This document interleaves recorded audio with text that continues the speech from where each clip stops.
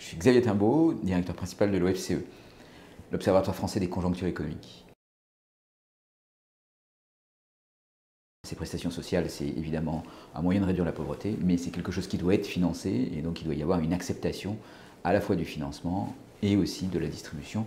Et c'est ça qui est la tension principale aujourd'hui sur les systèmes de prestations sociales.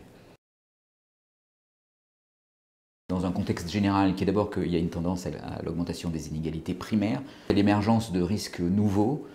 En fait, le système social français, il est comme beaucoup de systèmes sociaux, il a été mis en place et rebâti après la Deuxième Guerre mondiale dans une forme de société qui a beaucoup changé.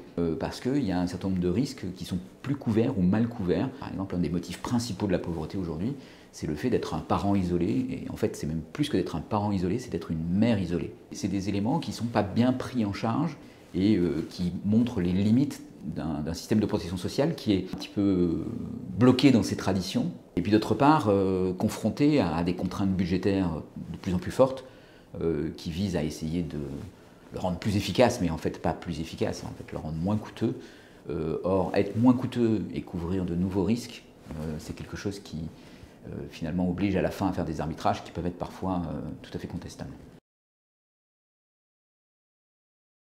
Le plan en pauvreté présenté par Emmanuel Macron et son gouvernement indique la prolongation d'une tendance très forte qui est le fait que pour avoir droit à la solidarité, quand on est pauvre, il faut travailler.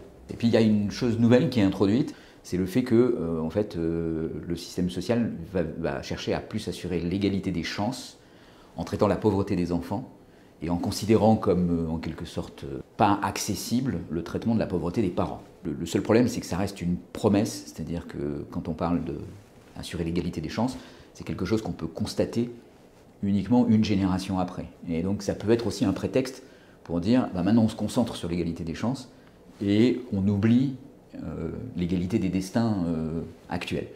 Et puis en fait, l'égalité des chances, on ne le traitera pas et on fait des économies sur le dos de la solidarité au passage.